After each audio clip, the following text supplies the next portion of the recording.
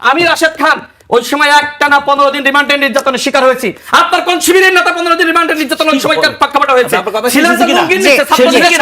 এখন আমাকে এই প্রশ্ন করেন মানে আমি যদি 18 সালে কোটা আন্দোলন না করতাম এই গণঅভ্যুত্থানে করতে পারতাম না। সবাই তো ঠিক আছে, আপনার শেষ হয়েছে কিনা এটা বলেন। এই আপনি কি পরিচয় এসেছেন? আপনি কি জামাত? আপনি কি জামাত? আমি আমার পেশায় আছি। আপনি কি জামাত কিনা বলেন? আমি আমার পেশায় আছি। আপনি এখনো করতেছেন। আমি আমার পেশায় আছি। জামাত আপনি কি আমার কথা বলতে এলাও করেছেন না? আপনি সরি বলেছেন না সেটা বলতে দেন শুনেন। আপনি মমতাময়ী মা বললেন নুরু মায়ের আঁচল পাচ্ছে সেটা গুপ্ত না। আপনি আমাকে এলাও করার পরে বলতে দিচ্ছেন না কেন? আপনি বিএনপি কখনো করেন নাই আগে, এখন এসে বিএনপি করেন সেটা গুপ্ত ছিলেন না। আপনি কি পরিচয় সেটা গুপ্ত এসেছেন? ছিলেন না। আপনি কি জামাত? আমার পেশায় আছি। আপনি কি জামাত? আমি আমার পেশায় আছি। আপনি কি জামাত কিনা বলেন? আমি আমার পেশায় আছি। আপনি এখনো করতেছেন। আমি আমার পেশায় আছি। জামাত আপনি যে পরিচয় দেন আইন দিলে আপনি ব্যারিস্টার আল মামুন রাসেল, ব্যারিস্টার আল মামুন রাসেল, আপনি একটু শান্ত হন। বিএনপি থেকে একটু শান্ত হবেন প্লিজ। গোপন পরিচয় আপনি দিচ্ছি না। বলেন আপনি কি পোস্ট আছে জি ডক্টর, আমি ইলেকশন কমিশন থেকে বড় পরিচয় আপনি যখন জি আপনি যখন শেখ হাসিনাকে মমতাময়ী মা বললেন এলাও করেছেন না?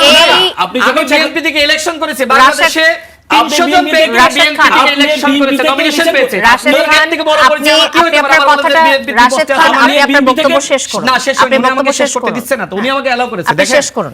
ওই সময়কার প্রেক্ষাপটে নুরুল হক নূর বলেন আমরা মানে ওই আন্দোলনটা ছিল সাধারণ শিক্ষার্থীদের আন্দোলন এবং ওই সময় আওয়ামী লীগ ক্ষমতায়, তাই না? তো আমি আগেই কিন্তু ক্লিয়ার করেছি যে এইটা সম্মিলিত একটা সিদ্ধান্ত, আমার সামনে কিন্তু একটা নোট আছে, আমি সেটা দেখে বলতেছি। জি প্রেস নোট বলেছেন আপনি। হ্যাঁ, উনি এখন ওইটা আনতেছে।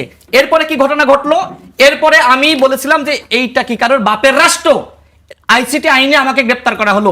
আপনার সাদিক কাই বা আপনার যারা ছাত্র শিবির করে একজনের বক্তব্য দেখান যে কোটা আন্দোলনের সময় বলেছে এটা কি কারোর বাপের রাষ্ট্র? আজকে আমাদের নিয়ে প্রশ্ন তোলেন না, পরের ঘটনা বলেন। আমি রাশেদ খান ওই সময় একটানা 15 দিন রিমান্ডের নির্যাতনের শিকার হয়েছি। আপনার কোন শিবিরের নেতা 15 দিন রিমান্ডের নির্যাতন ওই সময় প্রেক্ষাপট হয়েছে?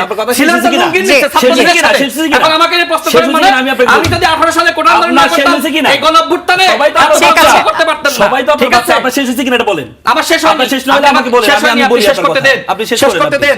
ওই সময় আমরা আন্দোলনটা সফল করেছিলাম বলে আজকে আপনারা বিশাল বিশাল ভূমিকা নিতে পারেন। আমি ওই সময় কোনো রাজনীতি করি না। আমি রাজনীতি শুরু করেছি 19 সালের ডাকসু নির্বাচনের পর থেকে। ছাত্র সংগঠন আমরা ওই সময় আনুষ্ঠানিকভাবে ঘোষণা দিয়েছি।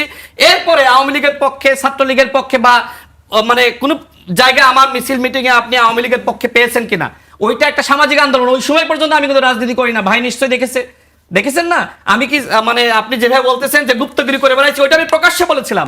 এবং ওই আন্দোলনটা ছিল সামাজিক আন্দোলন। ওই দাবিটা ছিল শেখ হাসিনার কাছে।